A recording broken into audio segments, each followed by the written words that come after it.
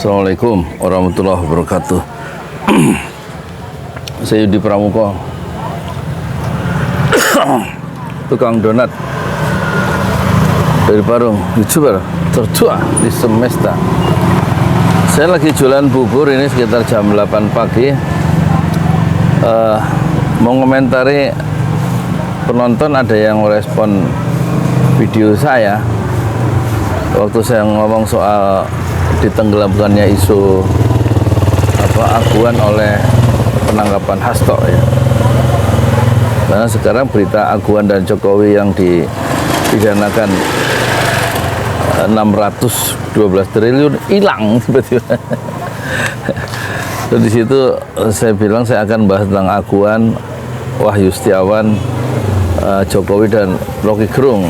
Setelah saya perhatikan, saya nggak bahas sama sekali Rocky Gerung karena lupa ya. Tapi yang menarik adalah komentarnya itu, ulasannya nggak berbobot. Jadi gini ya, kalau bobot saya sih 82 kilo. Kata Mr. Beast, kalau pengen jadi YouTuber langsung bikin 100 video yang pertama. Berapa? 100 video pertama. Dan 100 video pertama yang diupload itu pasti jelek katanya. Poinnya sih menurut saya yang penting berani untuk how to market ourselves, bagaimana kita berani memasarkan diri sendiri dalam membuat konten itu. Kita sebagai konten kreator bekerja tidak berdasarkan penilaian orang ya, apakah video kita berbobot atau tidak gitu. Kita mau hidup ini mau apa gitu loh.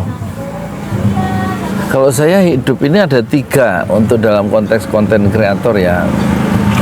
YouTube itu kan menyediakan platform yang dia sebenarnya TV milik Anda sendiri ya.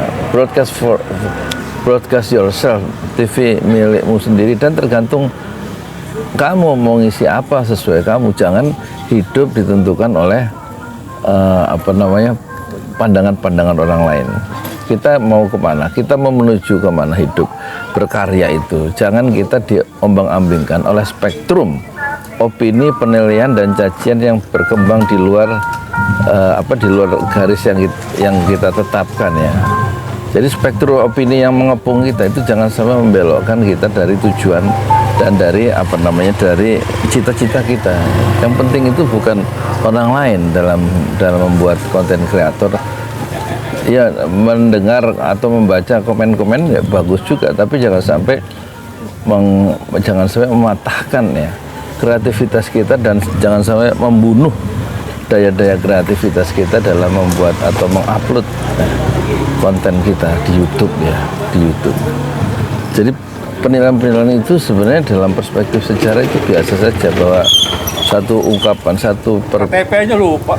Iya, satu perbuatan atau satu sikap politik atau satu pendirian itu selalu tidak mendapatkan semua disetujui orang lain ya.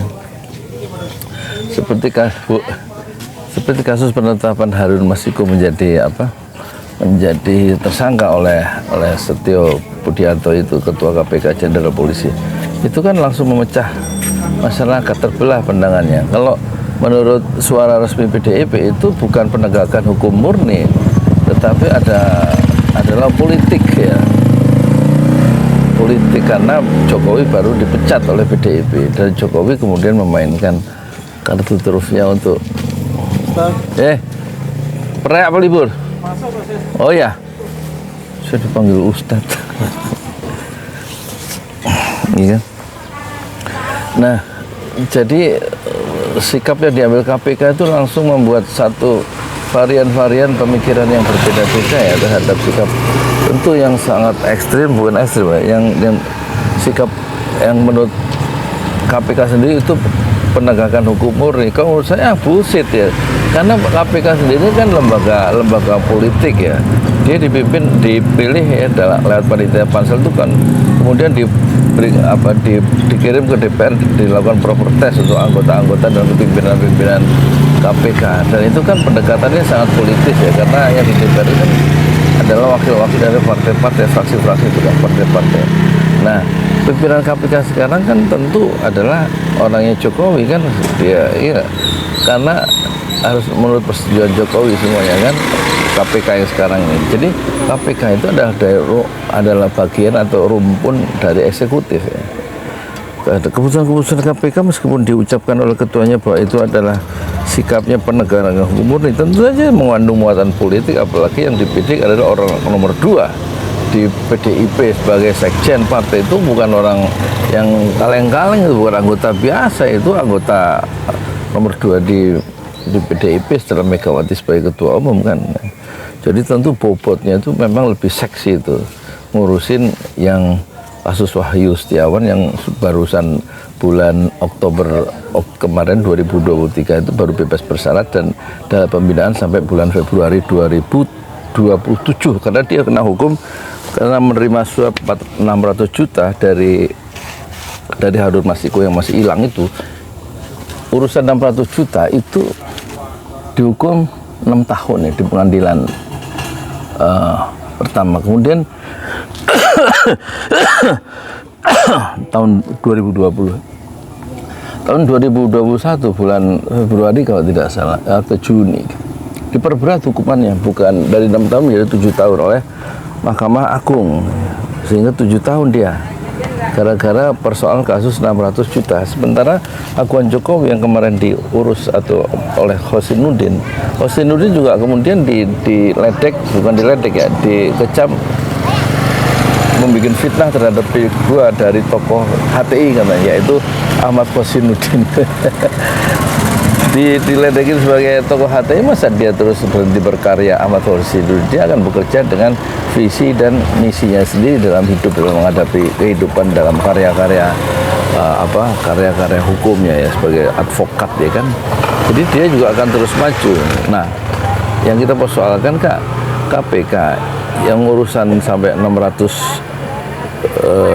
atau korupsi besar nggak diurusin, tapi kemudian ngurusin Hasto dalam konteks kasus Harun Masiku soal yang nilai kerugian negaranya katakan begitu cuma 600 juta ya gitu. Malah KPK 5 tahun terakhir itu kan nggak berbuat apa-apa. Karya-karya besar ya, karya-karya penanganan korupsi besar justru lebih aktif dilakukan oleh Mahkamah Kejaksaan ya, dan Mahkamah Agung Kejaksaan ya, membongkar kasus BTS, membongkar kasus Jiwasraya, kasus yang lain. Sementara KPK ngurusin Harun Masiku yang nggak kelar-kelar selama 5 tahun ya. Itu yang kita persoalkan. Jadi kasus Hasto ini sengaja dikapitalisasi ya untuk menenggelamkan kasus yang lebih besar, yaitu kasus Aguan dan Jokowi, kerjasama keduanya dalam tukar tambah soal IKN dan Pantai Indah Kapuk 2 yang merambah sampai ke Tanah Raga, Banten, dengan alasan bagian dari proyek strategis nasional yang dikeluarkan oleh Jokowi di akhir kekuasaannya, ditambahkan proyek PIK 2 itu. Nah, yang gini-gini tentu akan menimbulkan pro dan kontra. Mungkin orang melihat, oh ulasannya nggak berbobot, oh analisanya kampungan, informasinya mentah, oh ini, oh itu. Kita sebagai YouTuber ya paling nggak YouTuber yang jualan bubur ayam itu terus saja berkarya ya, sehingga karya saya itu banyak juga. Soal bobot ya, soal selera lah ya kan. Yang penting kan selera saya tiap hari adalah makan bubur ayam. Saya Yudi Prawoko, tukang donat dari Parung itu tertua di semesta fasbir sauran jamilah. Bersabarlah dengan kesabaran yang indah. Assalamualaikum warahmatullahi wabarakatuh.